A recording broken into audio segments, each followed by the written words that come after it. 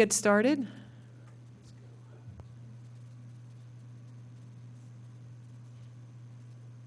Okay, good evening, everybody. Welcome to the October Board of Health meeting. We're going to get started.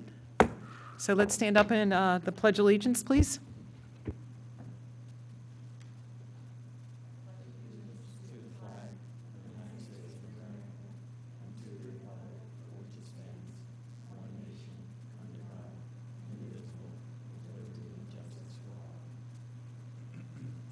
Okay, welcome everyone on this nice fall day. So we had a busy month. So anybody get a chance to look at the September meeting minutes?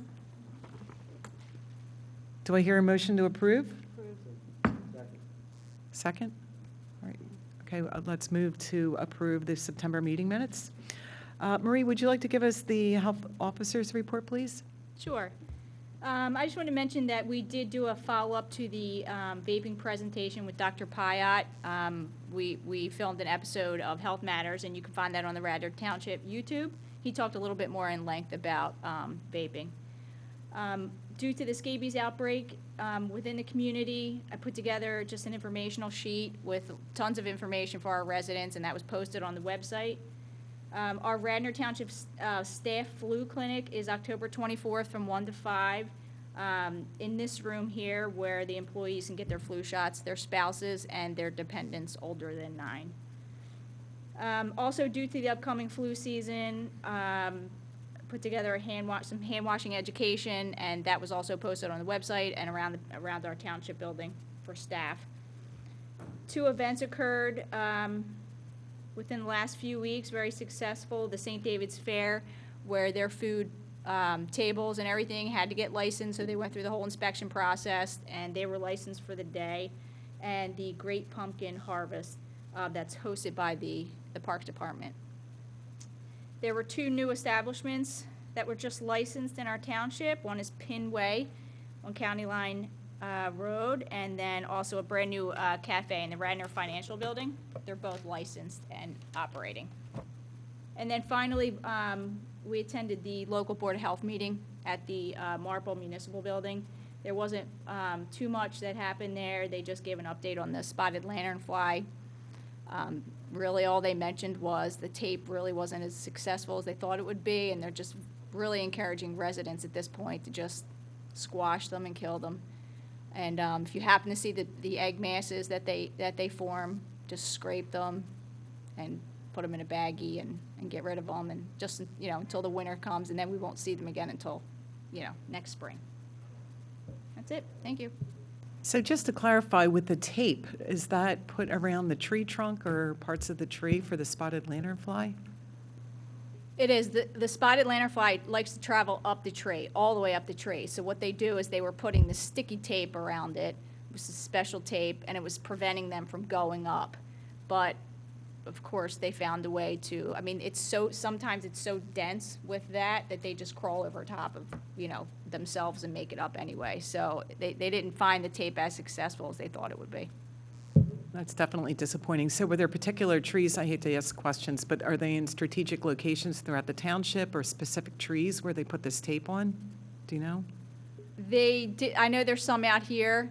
They did tape up some of these trees here. I know that they were taping trees throughout the township. They were taking some trees down, and then it just kind of got, there was so much of it out there and so much going on with it that I believe that Public Works was taking it on like a kind of case-by-case situation. Well, thank you very much, and that's disappointing. It didn't work, but, or some effort was made. So thank you very much for that update. All right, well, I have some exciting news. We selected 2 interns for the Board of Health year 2019 and 2020, and I want to thank the nominating committee for doing that. So we have Leah Monti and Angelica Chauhan. Did I say that correctly? So did you want to introduce yourself? Hi, I'm Leah. I'm a junior at Radnor High School. I'm really excited to work on the Board of Education to help bring awareness to it in the high school itself, but also take the experience from here and use it later in my education. So So thank you for appointing me.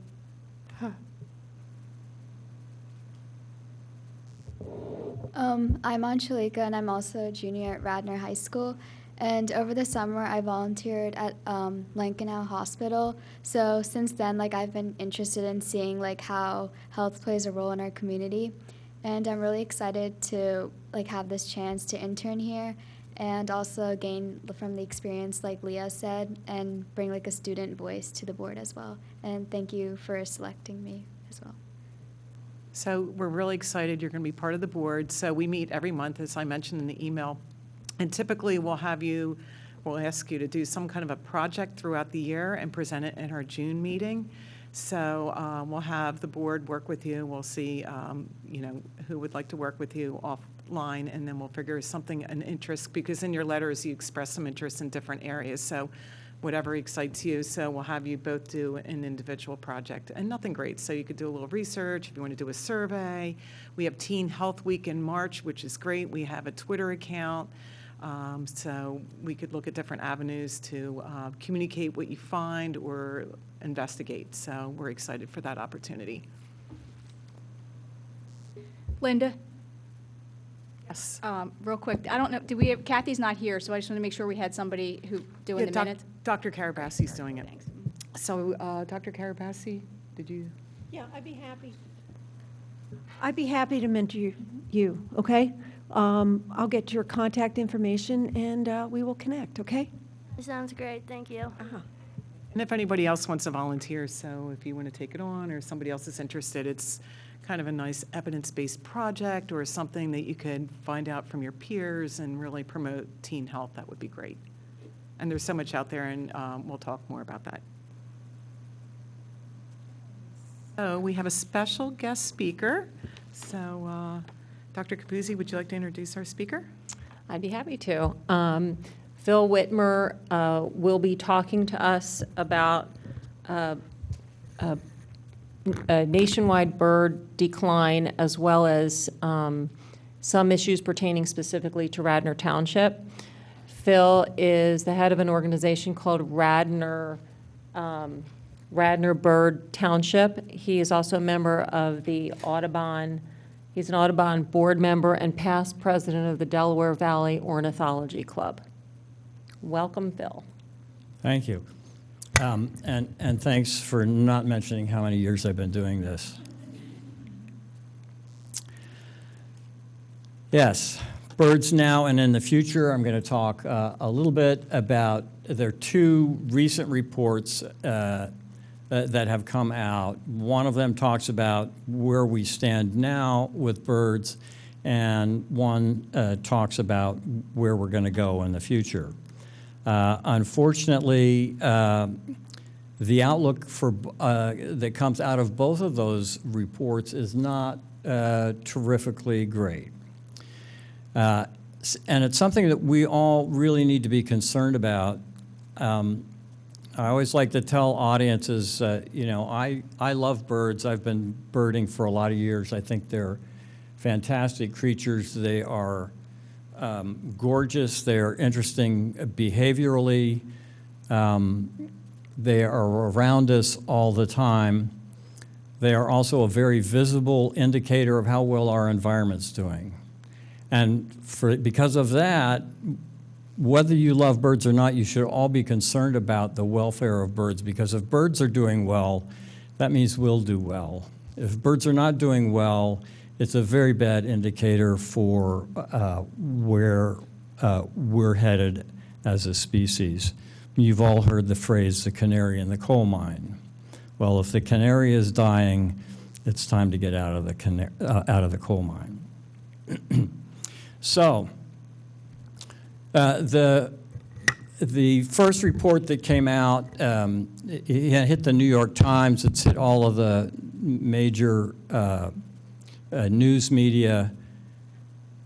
It's a report that has come out of the Cornell Lab of Ornithology, which is our premier scientific ornithological research organization.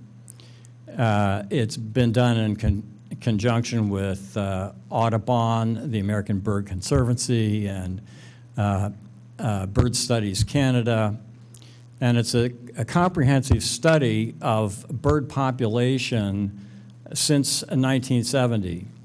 And it has used many years, a very robust data set of breeding bird survey that's been done every year for quite a few years, which happens in June, as well as the Christmas bird counts. The Christmas bird counts go back all the way to like 1910, something like that. So these studies have been going on for a long time, and they've also combined that most recently, even more recently than 1970, with radar data about migration. And they've been able to figure out the density of birds migrating by the radar image that those birds make during migration. And what they have discovered is that since 1970, there's been a loss of 2.9 billion, that's billion with a B, birds. That means a decrease of about 29%, or 1 out of 5 birds just don't exist anymore. Now, that's different than a loss in a single year from a particular cause. It just means we have fewer birds. Now, for instance, here's how those losses impact different species, some of our more common species. So you can see out of 10 birds, 10 meadowlarks that would have existed in 1970, we still have 7 left. Same with a loggerhead shrike. And some of you may not know a loggerhead shrike. It's not a bird that's seen around here much. But a lot of you may be familiar with a chimney swift.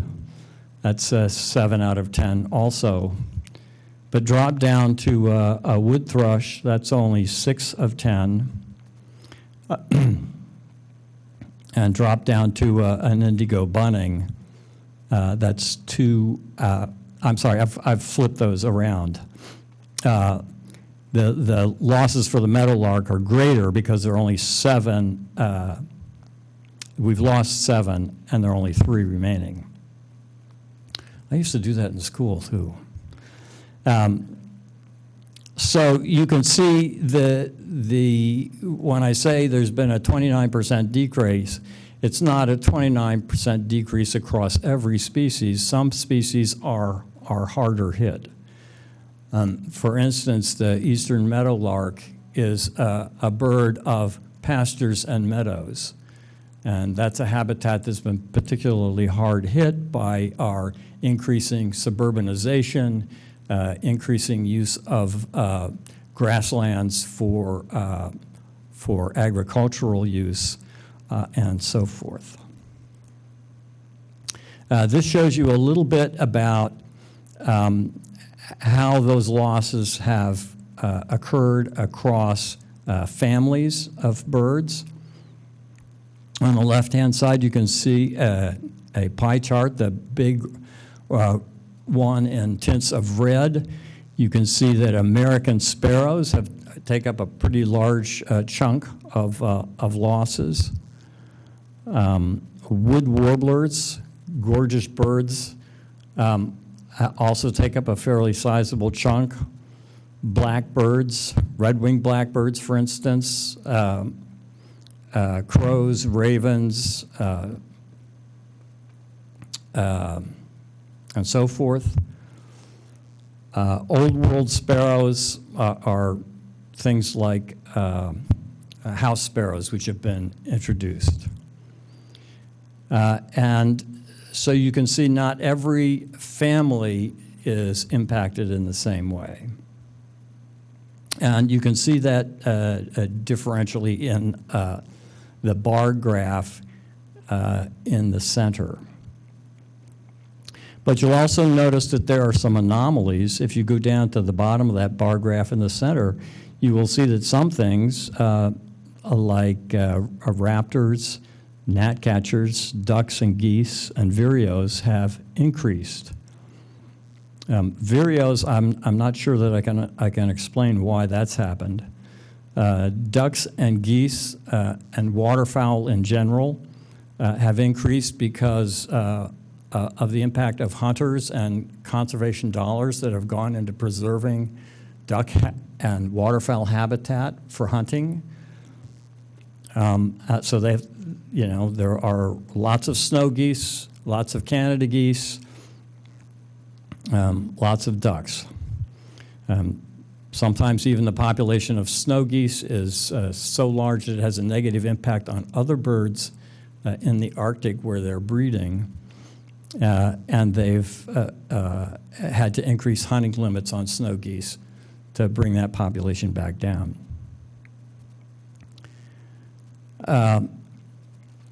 If you look at the graph on the far right, you can see what is particularly scary to me is that even for introduced birds here that have done very well in human-dominated habitats, such as the house sparrow and starlings, they are in decline. Shorebirds are in decline. Land birds are in decline. And water birds, as we discussed earlier, are in decline, with waterfowl as the exception in an increase. A lot of this is driven by habitat and the kind of habitat that's available and by the kinds of ways that we've impacted the habitat.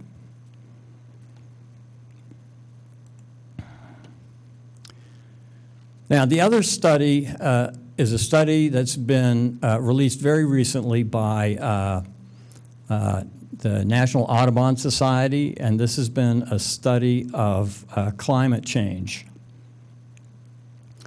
And climate change is going to make a huge impact on birds and on the loss of bird habitat for particular species. That report estimates that something like 389 species in North America, which means the United States and Canada, will have a dramatic impact on their habitat due to climate change. And this chart shows some of the examples based on two scenarios. One is 1.5 degrees centigrade increase, and the other is 3 degrees centigrade increase. I was in a lecture recently by a Stanford professor emeritus who was saying that we really have to stay below 2 degrees centigrade increase in temperature. Otherwise, we really can't, we have no idea what's going to happen. And there could be some very dramatic things that happen. There's something like 16 feet of sea level rise in the Greenland ice shield. And if things keep going at this rate, it looks almost certain that that's going to melt. Excuse me, talking of climate change, we have not had a hard frost yet. And so my allergies are telling my voice to shut down. But I will persevere. So birds are facing a major crisis. And so what are we to do about that? The reports talk about 7 simple things that all of us can do. One is to, I'll start at the top, make windows safer. It's estimated that up to 1 billion birds a year die from collisions with buildings. with windows. That's because, like humans, birds don't see glass. We are more able to recognize glass because we can recognize the cues. We'll see a window and we'll say, oh, okay, that's a window because there's a frame around it, and probably that means there's something in those panes. Birds don't recognize that. They catch the reflection of the landscape, trees, vegetation, and they fly to that vegetation and suffer fatal brain damage by flying into the window. Or in situations where there are windows opposite one another, they have a pass-through effect. Some walkways that we have, pass-throughs between buildings that have glass, the birds don't recognize that that's not free fly space, so they try to fly through it and suffer a similar fate. Going clockwise, keep cats indoors. Cats are probably, next to habitat loss, cats are probably the single largest source of human mortality for birds. It's estimated that cats, either feral cats or household pets that are allowed to roam outside, kill approximately 2 billion birds a year. Lots of cat owners claim that their cats don't kill birds. The studies show that almost every cat does kill birds. It's not the cat's fault. Their instinct is to hunt. And so they do that whether they're well-fed or not. Continuing on, use native plants. I'm sorry for the buzz. Use native plants. There is a natural relationship between birds and native plants, and the connecting tissue there is native insects. The birds rely on native insects to feed themselves and to feed their youngs. Even if a bird is a seed-eating bird, it doesn't feed its nestlings seeds, they feed them insects. And so an entomologist who's also a great fan of birds once counted the number of caterpillars that a chickadee pair took to one brood of nestlings, and it was 5,000 to 7,000 caterpillars for that one brood. That number of caterpillars can only come from native trees because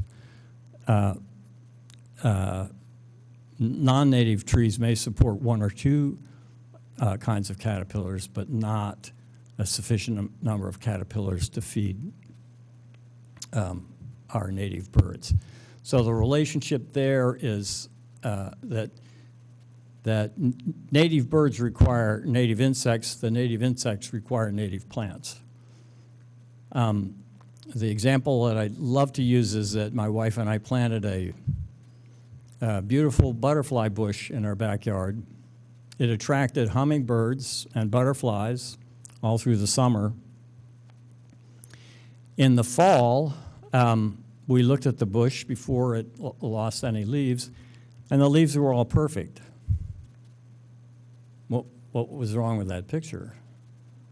Well, nothing had eaten, no insect had eaten any of those leaves. It was not a native butterfly bush, so it was not supporting any insect activity that would support that cycle of native insects, native birds, native plants. Next on the list is avoid pesticides. I just read something the other day about the pesticide residue that's present in the fruits and vegetables that we eat, even after it's been washed. This is certainly true for the birds that don't wash the food that they eat. They certainly don't wash the mosquitoes that they eat. So while we may be getting rid of the mosquitoes that bite us, we are also poisoning all the other life forms that are dependent on those insects. I don't have a direct scientific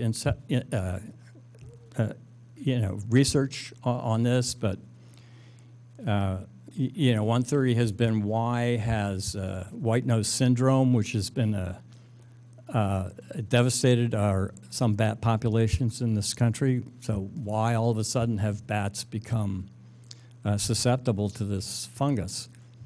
And one theory is that the immune systems for the bats have been compromised by all of the pesticides and pollutants that they've encountered, and that otherwise they would be able to fight off this infection. I can't swear by that. But the similar thing is true for all of those organisms that are in peril. And I was speaking with Mr. Wheeler, I hope it's Mr., before the meeting about if you look across the biological spectrum of the flora and fauna and what's happening to them, the incursions that we have from invasive plants, invasive insects,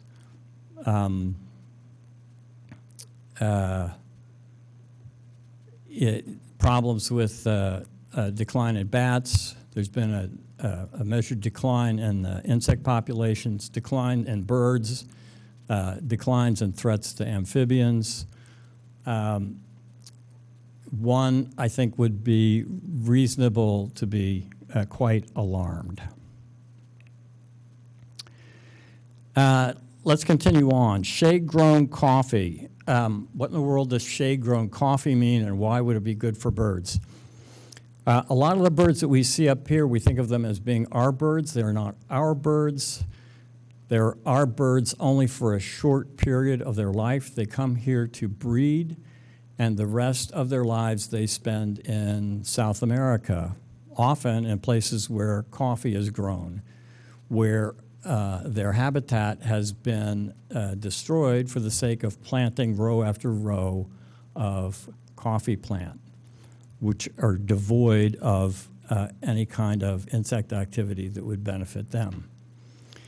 There is such a thing as bird-safe or bird-friendly coffee.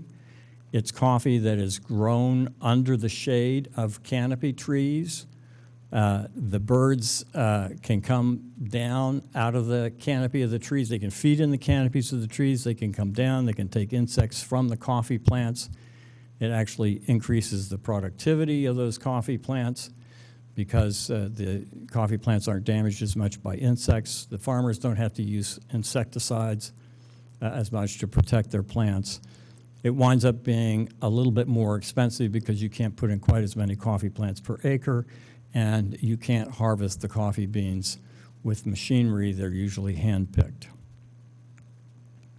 But many people feel the coffee is better tasting. It's not that much more expensive, and it helps save our planet. Reduce plastic use. A lot of the plastic that we throw out winds up in the trash, which winds up in the oceans. Seabirds in particular are particularly at risk. And the study of the birds in decline was a study of land birds. The situation for seabirds is even worse.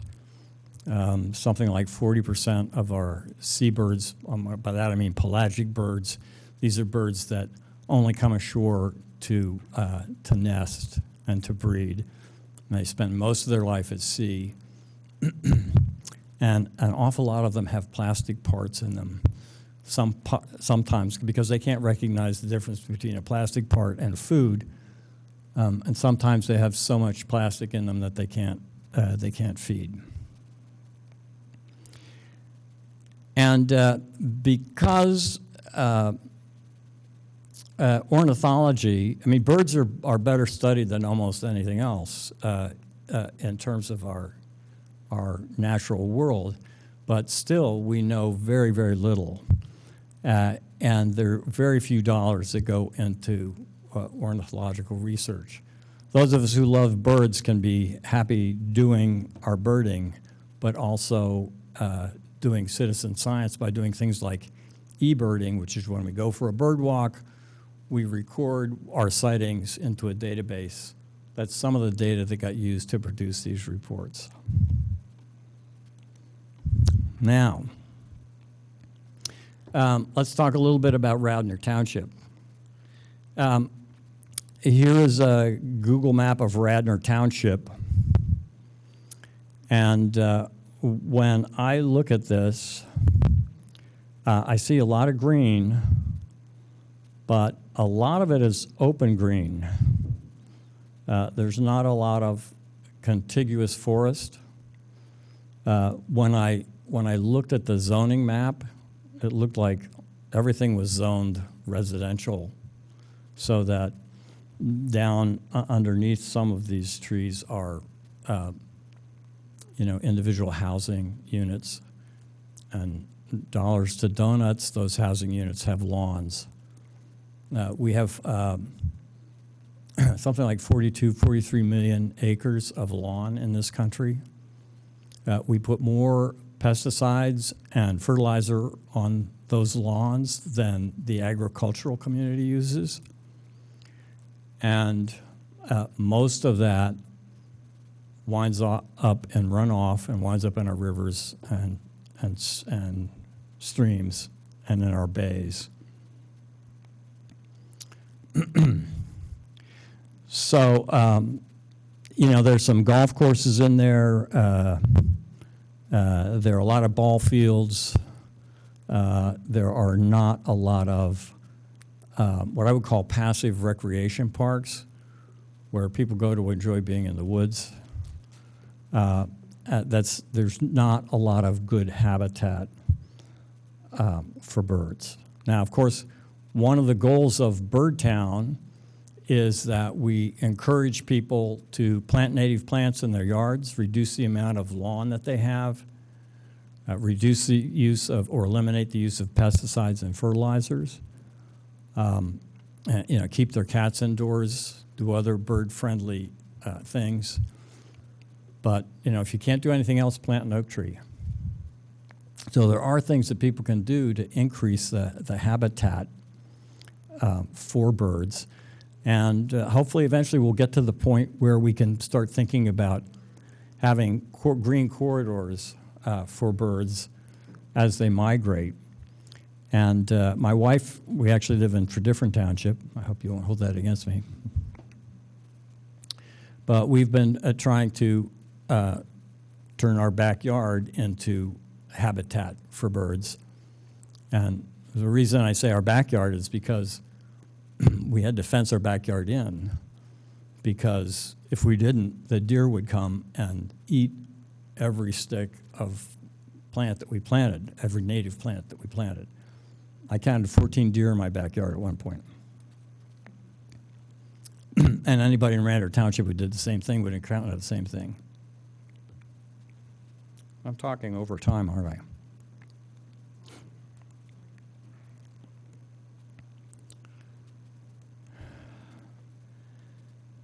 And this is my final slide. So I don't know how the spraying went. I see more and more signs now of individual homeowners who are mosquito-proofing their yards or tick-proofing their yards. And, I'm not sure I know what the answer to this is. I know parents get concerned about having their kids outside. I want kids to be outside. I've had Lyme disease myself. It's not something I think I'd want anybody to have to go through, even though I was very lucky. But the solution, we need to bring those solutions down to the least intrusive method that we have of protecting people. And that would be to protect the people, not to devastate the environment. So, and I'm not an epidemiologist either, but my recommendation would be that if the kids are going outside, you put the bug repellent on the kids, and you don't treat the whole yard to protect the kids who are only there for part of the time and only taking up a small part of that space. When people spray or have their yards treated for mosquitoes or ticks, it does kill birds. And that's all I have to say. You, for instance, had some questions about woodpeckers. Seeing fewer of them. Woodpeckers are one of the groups that has actually been increasing. Nothing that I say rules out, individual locales having specific things that impact particular kinds of birds in their area. For instance, bluebirds in general. It's hard. It used to be common to see bluebirds. It's not so common to see bluebirds anymore. If you go not too far away to John James Audubon Center at Mill Grove, just across the Bedswood Bridge in Audubon, great place to see bluebirds. They've got a great new visitor center there. This is, totally unbiased. So it's a great place to visit. A great center there to see stuff about birds, about Audubon's art. Tons of bluebirds. Even through the winter, you can see bluebirds there. That's because it's a great habitat for them. Questions?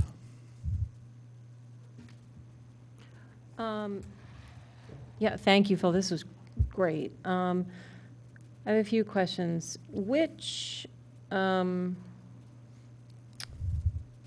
woodpeckers? Why do you think that they're on the increase? And is it on the increase in terms of the number of the types of the different species, or the numbers of individual birds? Well, the report would indicate that the number of birds is increasing. Okay. I'm not sure that I could tell you why. Some of the habitat loss that has been occurring to some species is because we manage forests, meaning that anything that's died, we cut it down. Mm-hmm. If somebody here has a dead tree in their yard, they cut it down, and they cut it down to the ground. So there are very few dead trees around for woodpeckers to use as habitat. So for chimney swifts, for instance, we didn't used to have chimneys. So chimney swifts used to find dead trees and hollowed out dead trees in the forest, and that's where they would roost. And then humans came along and they had these nice chimney stacks, and so they started using those. And then the chimney stacks stopped being used because we had, more efficient kinds of heat. And so now, and there's certainly no rotting trees in the forest, so they've lost their roosting habitat. So if people want to create a bird-friendly habitat in their yard, what native plants should they be planting to attract the right insects for the birds? Okay. I did not pay you to say that, did I? No.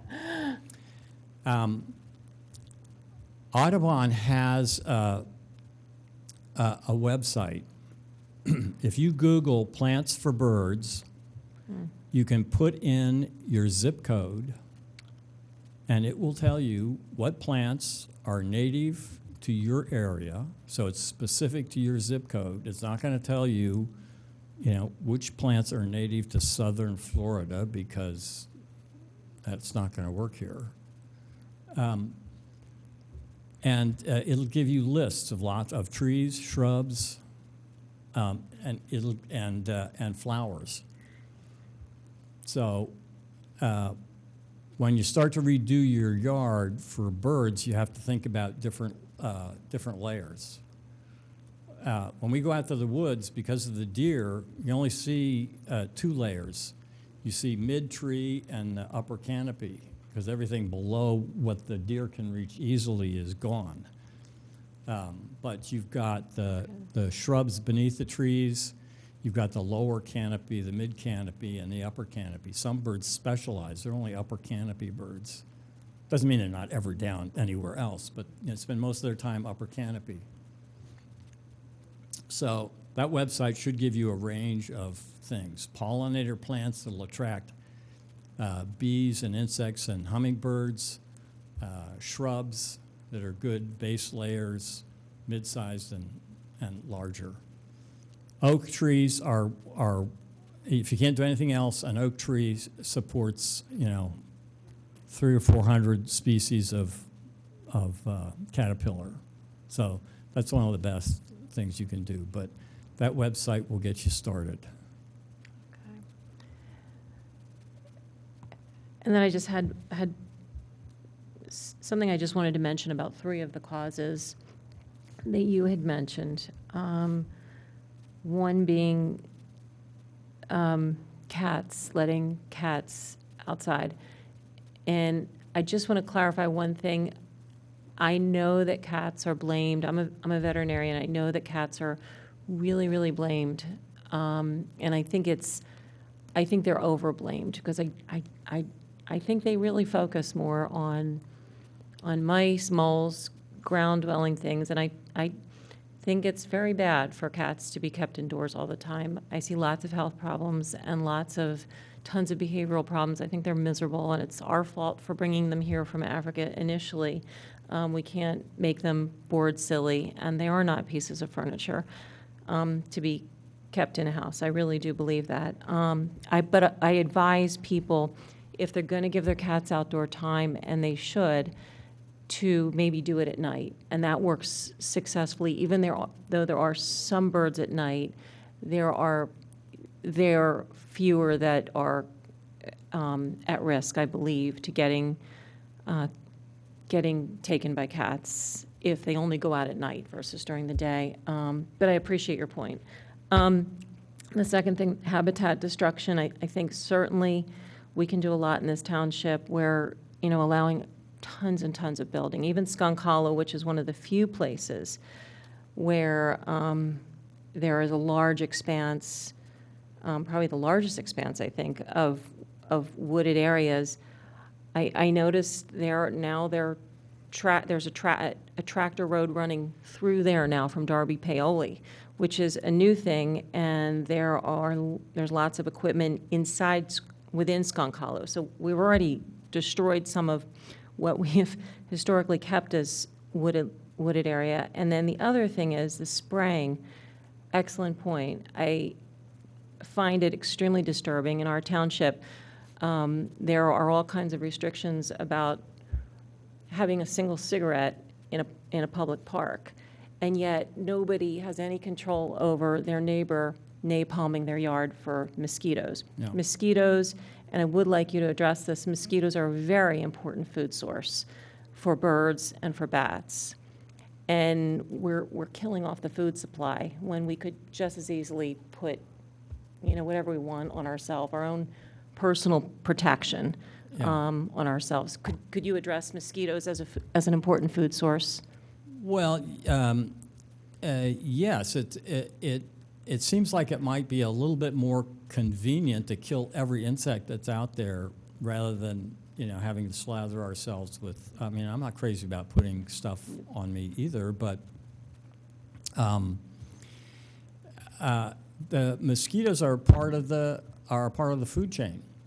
And, bats, and there are lots of things that eat those mosquitoes that are part of that food chain, and that food chain goes all the way up. And when you start poisoning the base of that food chain, the poisons go all the way up. Some of those poisons accumulate. That was one of the problems that we had with DDT. I mean, I don't know that any of the current round of neonicotinoids are not good for wildlife. I know that. But DDT was particularly bad, and I still hear some people arguing that we never should have banned DDT. But DDT accumulated in the fat cells. It moved up the food chain, so that by the time the predators on the higher end of the food chain, by the time it got to them, they were exhibiting very high concentrations of DDT, and that's why it was having such deleterious effects on them, thinning their eggshells so that their eggshells would crush. Yeah. Mr. Wheeler and I were talking about these, cascading effects. And so, you have this effect that, so you spray to kill the insects, which means you don't have as many birds to feed on the insects. And because you don't have as many birds to feed on the insects, you have more problems with mosquitoes, which means you have to spray more for the mosquitoes, which means you have even fewer birds. It's a cascading effect. And so at what point do you stop, when you don't have any birds anymore? And there are places in China where they hand pollinate plants because there aren't any pollinators left to pollinate the plants. Now,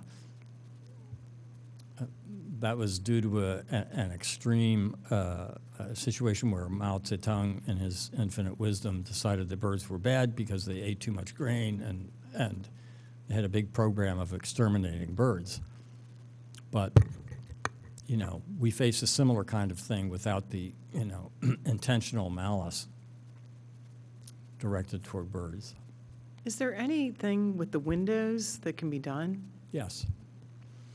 And I would direct you to the American Bird Conservancy. And they have a page on window strikes. Birds can see in the ultraviolet light range, and humans cannot. There are some stickers. Everybody has probably seen, like, people would put a sticker in the shape of a falcon or something like that, put it on their window and hope that that prevented birds from flying into their windows. It might help people not fly into their windows, but it does not help birds. The reason is that birds are amazingly agile, and they are used to flying through very small spaces. And so the rule of thumb is 4 inches of vertical space and 2 inches of horizontal space. So unless you plaster your window with so many decals that you can't even see out it yourself, you're not going to be effective. But there's some tape that you can get that you'll see on the American Bird Conservancy website. There are also some stars that you can put in, like in 2x2 strips that are really not very obtrusive, that emit an ultraviolet signal. You can still see them, but they emit ultraviolet light that the birds can see, and those are pretty effective. At my house, I use hanging cords. You've heard of hanging chads. It's just nothing like those. Use a parachute cord, and I use an aluminum U channel, and I drill holes every 4 inches, and I hang a cord down, a parachute cord, down the length of the window every 4 inches, and it just hangs there. It sort of blows in the wind, and you get used to it. You don't even notice it. And that's very effective at keeping birds from striking your windows. Thank you very much. Does anybody else have any more comments? Just or- a quick question about creating birdhouses. How would you know which birdhouses to build and that would work in this area? Well, the kind of birdhouse that you build depends on the kind of bird that you want to attract. If you go to, I would Google like a bluebird box, and then look for one from a reputable organization like Audubon or Cornell Lab of Ornithology. You can get directions for building one. If you're going to do a bluebird box or some other kind of box, you have to understand that if you really want to get that bird species, what you're probably going to have to do is manage it, which means you're probably going to have to take out starlings or house sparrows or some other, well, starlings or house sparrows are the only only birds around here that are not protected by the North American Migratory Bird Treaty Act. So they're birds that you can remove. Wink, wink, nod, nod. Correct. But if you're hoping to attract bluebirds and you get tree swallows, you have to let the tree swallows nest there. And tree swallows are gorgeous birds in their own right, so count your lucky stars if you get them. Well, thank you so much. We really Thank you for appreciate your having me. time I and energy. appreciate it. I think we could circle back maybe next month and revisit this and kind of get some ideas what we want to do. And in if you terms of- want more in-depth talks about any particular area, just let me know. Thank you very, very much. That Thank was you. very informative. Thank you. Okay, just to wrap up, because I know we have the Board of Commissioners coming in shortly, I have vaping update on the agenda. I attended the PTO meeting at Radnor High School this past Friday with Dr. Mike Blanch, and we talked about vaping, and we had about 45 parents and administrators in attendance, so I think it went really well. It was about 2 hours of presentation and question and answer, so it went very well. I wanted to also mention for public announcements, it's National Breast Cancer Awareness Month. We know that it's most common cancer among women. We're encouraging mammograms, so really to start mammograms annually at age 45 up to 54, and after age 55 every 2 years. If you have risk factors, you can certainly talk to your provider about getting breast cancer screening done earlier.